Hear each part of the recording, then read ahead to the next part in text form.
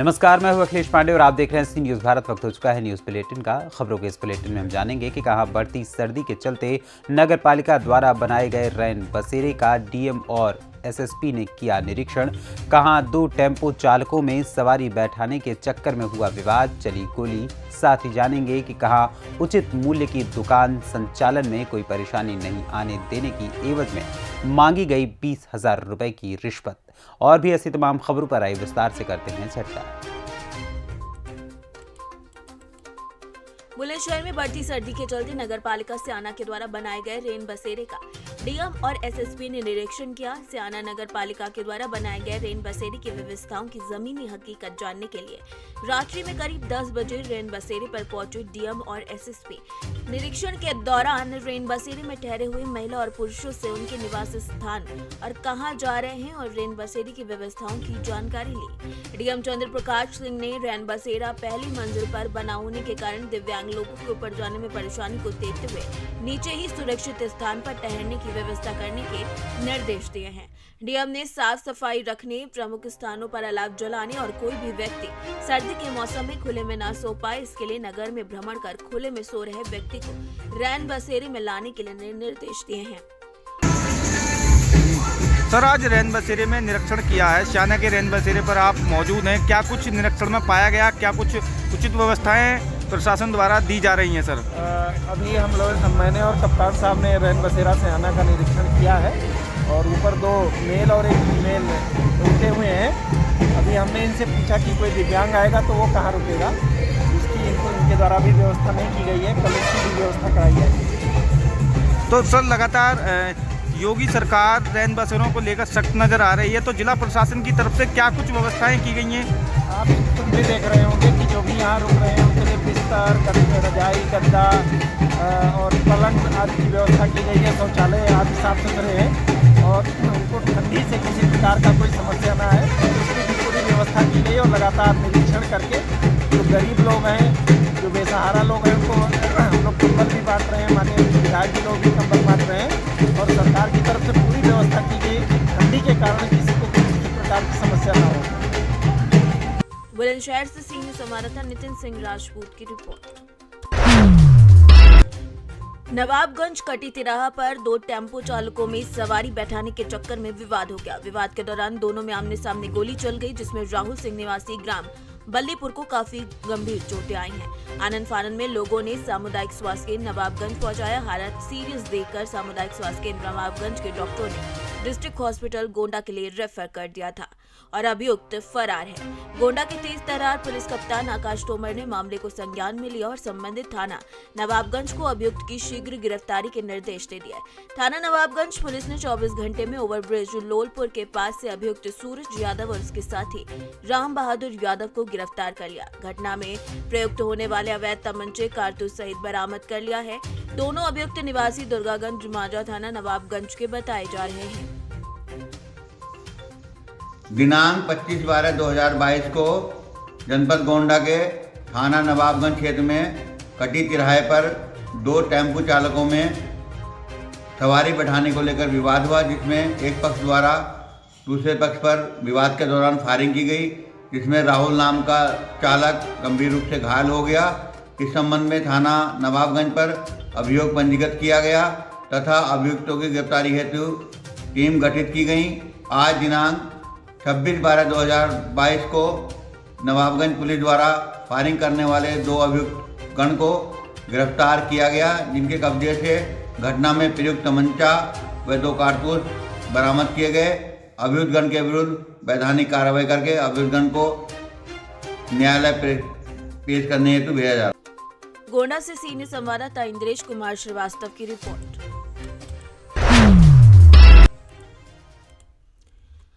मिर्जापुर के अरोरा जलाशय बांध पर सोमवार को दिन में 1 बजे मेन कैनाल समिति की एक आवश्यक बैठक अवधेश सिंह की अध्यक्षता में संपन्न हुई, जिसमें गरई प्रणाली से संबंधित नहरों के संचालन के संबंध में विचार विमर्श हुआ। गरई प्रणाली के समस्त नहरों का संचालन 5 जनवरी से हो एवं डोमिया पानी शून्य होने के चलते मेन कैनाल का संचालन नहीं होगा। जाफर खानी माइनर का सफाई करके टेल तक पानी पहुंचाने का निर्णय लिया गया। चंद्रताली माइनर की सफाई और कटिंग को बंद करके हेड तक पानी पहुंचाया जाए। कौड़िया एवं दौलताबाद माइनर की सभी कटिंग बंद करके टेल तक पानी पहुंचाया जाए। नहर के अतिक्रमण और गंदा नाला जो नहर में बह रहा है उस पर तत्काल कार्यवाही की जाए। किसानों की मांग को देखते हुए सिंचाई विभाग के अधिशासी अभियंता ने उनकी मांगों को अतिशीघ्र पूरी कराने का भरोसा दिलाया है। अभी तक सील सफाई हो गई है, सील सफाई नहरों की हो गई है। हेड टू टेल पानी पहुंचाने के लिए जो सील सफाई की जाती है सफाई कर ली गई है। उसमें अगर कहीं पूछा गया है किसान भाइयों से कि अगर कहीं बचा है तो आप लोग बताएं, उसको भी समय रहते पूरा कर लिया जाएगा। ठीक। आज के कार्यक्रम का उद्देश्य क्या है? सिद्धनाथ सिंह, प्रदेश उपाध्यक्ष भारतीय किसान यूनियन एवं मेन कनाल समिति हरौरा बांध अध्यक्ष। आज जो मूल उद्देश्य है आज की किसानों की जो यहाँ बैठक हो रही है हरौरा बांध पर, इसका मूल उद्देश्य है कि हरौरा बांध में जितना पानी है रबी की सिंचाई के लिए कमांड के किसानों का ज़्यादा से ज़्यादा सिंचाई हो किसानों की, इसका मूल उद्देश्य है।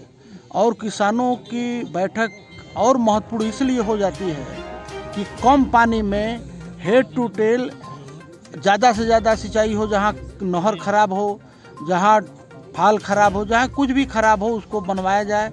हम इस मीटिंग में हमारे सम्मानित अधिकारीगण जो सिंचाई खंड चुनार के हैं, जो संबंधित हैं लोग हैं, एक्सीएन साहब हमारे बीच में हैं, एसडीओ साहब हैं, जो संबंधित कमांड के जेई गण हैं, सब लोग हम लोगों के बीच में हैं कि एक प्रस्ताव पास करके किस तरीके से किसानों की सिंचाई हो, समन्वय बना करके किसानों की। मिर्जापुर से सीनियर संवाददाता अनिल केशरी की रिपोर्ट। भ्रष्टाचार निरोधक ब्यूरो की करौली इकाई की टीम ने बयाना कस्बा में कार्यवाही कर रसद विभाग के प्रवर्तन निदेशक और कथित दलाल को 10,000 की रिश्वत राशि के साथ रंगे हाथों पकड़ा है। आरोपी निरीक्षक एक उचित मूल्य की दुकान के संचालक से 20,000 की रिश्वत मांगकर उसे परेशान कर रहा था। आरोपी ने ये राशि बयाना कस्बे के एक राशन डीलर के माध्यम से ली है। टीम ने इस डीलर को भी हिरासत में लिया है। आरोपी से 10,000 की रिश्वत राशि भी बरामद कर ली गई है। एक परिवारवादी ने एसीबी करौली इकाई में शिकायत दी। उचित मूल्य की दुकान से संचालन में दिक्कत आने देने के एवज में प्रवर्तन निरीक्षक सुबोध कुमार चौधरी 20,000 की रिश्वत मांगकर परेशान कर रहा था। परिवादी की शिकायत की पुष्टि के बाद एसीबी करौली के उप अधीक्षक अमर सिंह के नेतृत्व में टीम ने बयाना में छापेमार कार्यवाही की। कार्यवाही में आरोपी प्रवर्तन निरीक्षक सुबोध कुमार और अन्य राशन डीलर भगवान कुमार को रंगे हाथों गिरफ्तार कर लिया गया। आरोपी से रिश्वत राशि भी बरामद कर ली गई है। दोनों आरोपियों के खिलाफ भ्रष्टाचार निवारण अधिनियम के अंतर्गत मामला दर्ज कर लिया गया है। ग्राम पंचायत खूंटेड़ा का डीलर है। इनको पहले कोई शिकायत आई होगी तब इनकी जांच रिपोर्ट सुबह डीलर की थी। तो प्रवर्तन निरीक्षक है एसडीएम कार्यालय बयाना में, जिस वजह को सस्पेंड किया गया था। ये अधिकारियों से ऊपर संपर्क करके और उनको संतुष्ट करके बहाल हो गए थे। बाद में फिर इनको बोला था कि आप बहाल कैसे हो गए मेरी बिना रिपोर्ट के। मैं तुम्हें बहाल नहीं, तुम्हें नहीं करूँगा, मैं दोबारा सस्पेंड कराऊंगा, चाहे कुछ भी हो जाए, तो मेरी इज्जत का सवाल है। इन्होंने शिकायत दी थी हमारे यहाँ कि सर मेरे को फिर तकलीफ दे रहे कि या तो बहाल कैसे हो गए। तो इन्होंने उससे कहा कि साहब कुछ नहीं, मैं गरीब आदमी को बच्चे पाल रहा हूँ। तो इन्होंने कहा कि आप 20,000 रुपये दें। 10,000 कोई और कोई दुकान के थे, नाम दूसरी दुकान के, और 10 इनकी दुकान के। उन्होंने कहा कि 5,000 तो पहले तो उन्होंने एडवांस दे देना हमें, और 5-10,000 रुपये बाद में दे देना। हमने ये सत्यापन कराया था 6 दिसंबर को। सत्यापन की बात आई थी तो तब भी उन्होंने ये बोला था कि आप ये 10,000 रुपये भगवान दास जी को दे देना। तो 6 दिसंबर को ये बात आई थी। उनके मोबाइल नंबर भी लिखाए थे, ये फला नंबर है उनके। हाँ, वो मोबाइल नंबर भी हमारी वो रिकॉर्डिंग में आए हुए हैं। इस नंबर पर इनसे संपर्क कर लेना। तो इन्होंने कहा कि सर वो मैं उसको नहीं देना चाहता, मेरी वो बेचारा वैसे ही फंसेगा, उन्होंने ये कहा था। इस तरह से इनको काफ़ी टाइम हो गया, 2-3 बार इनसे संपर्क में आया था, बात नहीं हो पाई थी। आज फिर कि सर वो 3 दिन में आते सप्ताह में यहाँ पर, सोमवार, मंगलवार, बुधवार मैक्सिमम। बाकी इनको कोई और काम करते होंगे, पर यहाँ 3 दिन का इनका स्टे रहता है।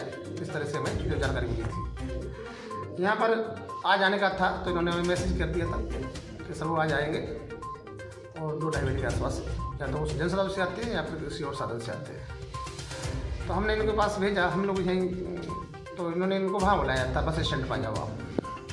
तो हम उनके साथ पीछे बस स्टैंड में चले गए थे। वहाँ पर इन लोग रेलवे स्टेशन की तरफ फोन उनको कराया था, भाई आप कहाँ हो, इनसे जो बात हुई कि मैं उधर हूँ।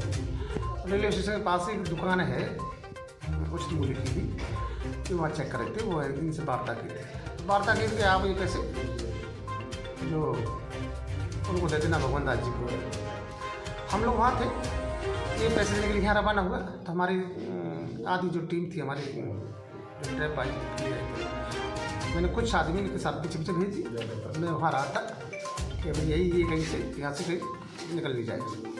यहाँ आके इन्होंने इनको तलाश किया भगवान दास जी को, और इन्होंने 10,000 रुपये दे दिए। जैसे इन्होंने इधर पैसे दे दिए तो हमने दोनों को राउंड अप कर लिया। दोनों को राउंड अप करके, चूँकि वहाँ ये तो रेलवे स्टेशन के पास थे, वहाँ दुकान थे, वहाँ भीड़ भाड़ थी। LIC के ऑफिस के सामने, LIC के ऑफिस है वहाँ।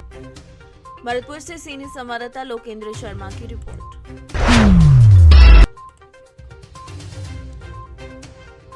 यूपी के जनपद संभल से सपा सांसद डॉक्टर शफीकुर रहमान बरका कोरोना को लेकर बड़ा ही लापरवाही भरा बयान सामने आया है। सपा सांसद ने मुस्कुराते हुए कहा कि ये जो कोरोना का प्रोपोगेंडा है, ये असल में सियासी कोरोना है। ये बीजेपी का सियासी कोरोना है। ये सियासी कोरोना से डरने की जरूरत नहीं है, क्योंकि दिल्ली में राहुल गांधी दाखिल हुए हैं तो उन्हें परेशानी हो रही है। कोरोना का पता नहीं क्या हालत है, लेकिन सियासी कोरोना ज्यादा फैला हुआ है। वहीं सपा सांसद डॉक्टर शफीकुर रहमान बर्क ने आरजेडी के नेता अब्दुल कारी सिद्दीकी के उस बयान को नकारा है, जिसमें उन्होंने कहा है कि अब उन्हें भारत में रहने से डर लग रहा है। उन्होंने तो अपने बच्चों को भी विदेश में बसने के लिए कह दिया है। सपा सांसद बर्क इस और जवाब देते हुए कहते हैं कि ये देश हमारा है, तो कहीं जाने वाले की जरूरत नहीं है। यहीं के हालात सुधारने होंगे, क्योंकि यहाँ पर मुसलमानों के साथ ज्यादती हो रही है। ये कोरोना का जो प्रोपेगेंडा है, ये सियासी कोरोना है असल में। ये बीजेपी का सियासी कोरोना है। इस सियासी कोरोना से डर रहे हैं, चूंकि अब आज वो दाखिल हो रहे हैं राहुल गांधी दिल्ली में, तो इन्हें परेशानी हो रही है। तो कहीं ना कहीं कांग्रेस असल कोरोना तो का पता नहीं अभी क्या है, क्या हालात हैं। बहरहाल ना, लेकिन सियासी कोरोना ज्यादा फैला हुआ है इस वक्त। सर, चाइना में इतने लाखों लोग मर रहे हैं, उसको चाइना में इतने लोग मर रहे हैं, मैसेज आ रहा है लगातार, तो भारत अभी तो इस पर इन्होंने बहस नहीं कराई। हम यही तो चाहते थे कि पार्लियामेंट के अंदर बहस हो, और बहस लेकिन बहस पे तैयार नहीं हुए कि ये सही कह रहे हैं, गलत कह रहे हैं। तो हम इस पर बहस होती तभी तो सामने आता। संभल से सी न्यूज संवाददाता LK भारद्वाज की रिपोर्ट। उत्तर प्रदेश के जनपद हापुड़ के कोतवाली नगर में 16 साल की किशोरी के साथ दुष्कर्म के मामले में भाजपा युवा मोर्चा के जिला उपाध्यक्ष मोहित पाल और एक चिकित्सक समेत 4 लोगों के खिलाफ रिपोर्ट दर्ज की गई। वहीं किशोरी का इस दौरान अश्लील वीडियो बनाने की बात भी प्रकाश में आई, जिससे हापुड़ जनपद में आरोपित भाजपा नेता और उसके अन्य साथियों के विरुद्ध आम जनमानस में रोष व्याप्त है। भाजपा नेता के नाम FIR में होने के कारण सत्ता पक्ष द्वारा उसका बचाव किया जा रहा है, जिसके विरुद्ध समाजवादी पार्टी जनपद हापुड़ पीड़िता को न्याय दिलाने के लिए समाजवादी पार्टी के कार्यकर्ताओं ने जिलाधिकारी को ज्ञापन सौंपा। दोषियों के विरुद्ध निष्पक्ष और सही विवेचना करके उन्हें जेल भेजा जाए, उनके विरुद्ध सख्त से सख्त कार्रवाई की जाए। देखिए, ज्ञापन एक सामाजिक नैतिकता और समाजवादी पार्टी के जिलाध्यक्ष के नेतृत्व में हम सब लोग जो हम यहाँ पर आए हैं, ये हापुड़ जनपद और हापुड़ शहर के अंदर जो एक सामूहिक बलात्कार की हमें सूचना मिली है और FIR की कॉपी हमारे पास है, उसकी हम घोर निंदा करते हैं और इससे समाज में सभी लोग क्षुब्ध हैं, क्योंकि ये एक घोर निंदनीय अपराध है। इसके लिए हम सब लोग जिलाधिकारी महोदय को एक ज्ञापन देने आए हैं कि उनके खिलाफ कार्रवाई होनी चाहिए, उनकी गिरफ्तारी होनी चाहिए और जो कड़ी से कड़ी सज़ा है वो उन्हें सज़ा मिलनी चाहिए। हम एक दलित बच्ची के साथ जो बलात्कार हुआ है, सामूहिक बलात्कार, उसके जो अपराधी हैं वो अभी भी खुले घूम रहे हैं कहाँ है योगी, कहाँ है मोदी, कहाँ गया बुलडोजर? अगर आदर्श कोई होता तो अब तक बुलडोजर उसके घर पहुंच गया होता और बुलडोजर से उसकी बिल्डिंग ढा दी होती। कहाँ चले गए योगी का बुलडोजर, कहाँ चले गए योगी, कहाँ गया योगी का प्रशासन? क्यों नहीं ढा रहे उनके बुलडोजर चला करके? आज तक भी सारे अपराधी, इसमें 4 अपराधी हैं, मुकदमा कायम हो चुका है और खुलेआम घूम रहे हैं। हम ज्ञापन देने आए हैं डीएम महोदय को कि जल्दी से जल्दी उनको गिरफ्तार करें। अगर उनकी गिरफ्तारी 2 दिन के अंदर नहीं होती है तो समाजवादी पार्टी के लोग, समाजवादी पार्टी के कार्यकर्ता सड़कों पर उतरने का काम करेंगे और धरना देने का काम करेंगे। हापुड़ से सी न्यूज संवाददाता सचिन सागर की रिपोर्ट।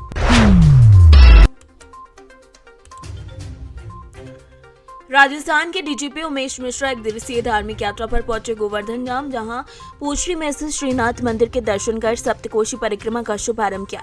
वहीं चित्रकारी राममोहन शर्मा, इंस्पेक्टर नितिन कसाना ने भेंट कर अगवानी के डीजीपी स्थान से ई रिक्शा से अपने अधीनस्थ कर्मचारियों के साथ गिरिराज सप्तकोशी परिक्रमा कर लगाई कुसुम सरोवर की लाइटिंग का नजारा भी देखा और वो मंत्रमुग्ध हो गए। अपने सभी अधिकारियों के साथ सेल्फी लेने के बाद वो खुद को रोक न सके और गोवर्धन मुकुट, मुखारविंद और दानघाटी मंदिर के दर्शन कर दोनों राज्यों की शांति का आशीर्वाद मांगा। वहीं दोनों मंदिर के सेवायत द्वारा दुपट्टा माला पहनाकर उनका जोशीला स्वागत भी किया गया। सर, जैसा कि आज आपका गोवर्धन आगमन हुआ है, आपने परिक्रमा लगाई है, इसके बारे में क्या कहेंगे और राज्य से क्या मन्नत मांगी है आपने? बहुत आनंद की अनुभूति हमें हुई यहाँ आके, और मैं पहले भी यहाँ आता रहा हूँ। मैं भरतपुर में जब मैं पुलिस अधीक्षक था और फिर मैं जब यहाँ महानिरीक्षक था तब भी यहाँ मैं परिक्रमा और दर्शन करता था। तो अब मैं डीजीपी के तौर पे आया हूँ, तो मैं भरतपुर आया था तो गिरिराज महाराज का दर्शन एकदम आवश्यक मुझे लगा। और यहाँ जब भी मैं आता हूँ तो अत्यंत आनंद की अनुभूति होती है और सर्व कल्याण, सबके लिए कल्याण, हमारे प्रदेश के सभी वासियों का कल्याण और हमारा जो नेटिव है उत्तर प्रदेश, यहाँ के वासियों का कल्याण, यही हम मनाते हैं। सर, जैसा कि देखा जाता है कि हम कभी कभी राजस्थान सीमा में जाते हैं मगर वहाँ पुलिस की चौकसी कम पाई जाती है और रात को गश्त भी कम पाई जाती है। उसके बारे में राजस्थान सीमा में जैसे पूछरी का लौटा है, सर राजस्थान रात में पुलिस गश्त नहीं कर पाती है और बड़ी दिक्कतें क्योंकि बॉर्डर लगे हुए हैं और कुछ क्रिमिनल्स वही हमारे साथ भरतपुर के पुलिस अधीक्षक भी हैं और वहाँ के आईजी साहब भी हैं। तो आपकी बात मैं उनको कन्वे करूँगा कि गश्त व्यवस्था और बेहतर करें। जी सर, धन्यवाद। मथुरा से सीनियर संवाददाता विष्णु शर्मा की रिपोर्ट। मामला गोवर्धन थाने अंतर्गत अन्य और गांव का है, जहां पर एक विधवा पति के मर जाने के बाद अपने बच्चों के साथ अन्य और गांव में रहती है। आए दिन पड़ोसी शराबी उसे परेशान कर रहा है और उसका उत्पीड़न कर रहा है। आज विधवा परेशान महिला दबंग पड़ोसी की शिकायत लेकर थाना गोवर्धन पहुंची। उसने मीडिया से बात करते हुए भी बताया कि वो घर पर रिश्तेदार उसके आए हुए थे। दबंग शराबी द्वारा उसके रिश्तेदार की गाड़ी में ई रिक्शा से टक्कर मार दी गई, जिसके चलते गाड़ी में नुकसान हुआ है। अब इसकी बात विधवा महिला के बेटे ने दबंग पड़ोसी को पकड़ा तो वो बौखला गया और महिला और उसके बेटे के साथ मारपीट करने लगा। उसके पैर में भी दांतों से बुरी तरीके से काट लिया है, जिसके चलते युवक को काफी गंभीर चोट आई है, जिसकी शिकायत महिला के द्वारा थाना गोवर्धन में लिखित शिकायत देकर दर्ज कराई गई है और थाना गोवर्धन पुलिस के द्वारा घायल युवक को उपचार के लिए सामुदायिक स्वास्थ्य केंद्र गोवर्धन पहुंचाया है। अब देखना ये होगा कि गोवर्धन पुलिस इस मामले को कैसे संज्ञान में लेती है। मथुरा से सीनियर संवाददाता विष्णु शर्मा की रिपोर्ट।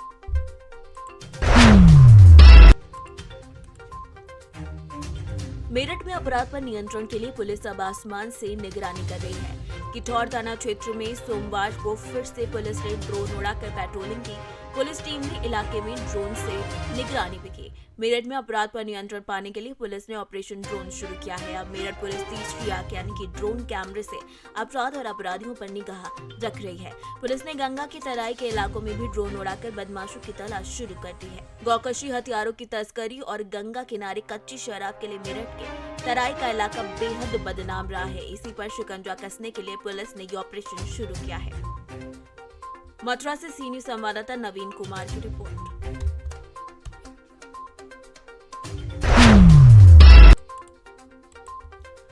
उत्तर प्रदेश प्रदेश सरकार के राज्य जल शक्ति मंत्री और हसीनापुर विधायक दिनेश खटीक के भतीजे ईशांत उर्फ ईशू पर पुलिस ने मुकदमा दर्ज किया है। मंत्री के भतीजे पर पुलिस से अभद्रता करने, हाथापाई और गाली गलौज करने का आरोप है। साथ ही सरकारी काम में बाधा डालने का भी आरोप है। इसके चलते मवाना थाने में रविवार को पुलिस ने मंत्री के भतीजे पर मुकदमा दर्ज कर लिया। दरअसल मंत्री का भतीजा ईशू खटीक अवैध खनन का माफिया है। रविवार को पुलिस को मवाना क्षेत्र के सठला गांव में अवैध खनन होने की सूचना मिली थी। सूचना पर मनावा पुलिस टीम मौके पर पहुंची तो देखा वहां जेसीबी से मिट्टी उठाकर 4 ट्रैक्टर ट्रॉली में खनन का काम चल रहा था। पुलिस मौके से ट्रैक्टर ट्रॉली जब्त कर थाने ले आई। मंत्री जी, आपके भतीजे के ऊपर अवैध खनन का आरोप लगे हैं और पुलिस ने उसे अरेस्ट भी कराया। क्या है, पुलिस से गाली गलौज करी, क्या है, कौन है वो आपका? आप बहुत गलत बात बोल रहे हो। ये मेरे पर आरोप नहीं लगे। जो आरोपी पकड़ा गया है वो खनन माफिया है और वो सीधा पुलिस से मिली भगत करके ये खनन करता है। उसकी सब लोगों ने शिकायत की है, उसमें हमने भी शिकायत की है। लेकिन कुछ हमारे मीडिया मित्र बंधु उसको हमारे परिवार का बताते हैं। हमारे परिवार का वो कोई हिस्सा नहीं है, उस पर सख्त कार्रवाई होनी चाहिए। क्या मेरठ पुलिस की संलिप्तता है इस खनन? क्या मेरठ पुलिस की संलिप्तता है इस खनन? मवाना पुलिस की संलिप्तता है, मेरठ की नहीं। जहाँ का ये केस है वहाँ की है।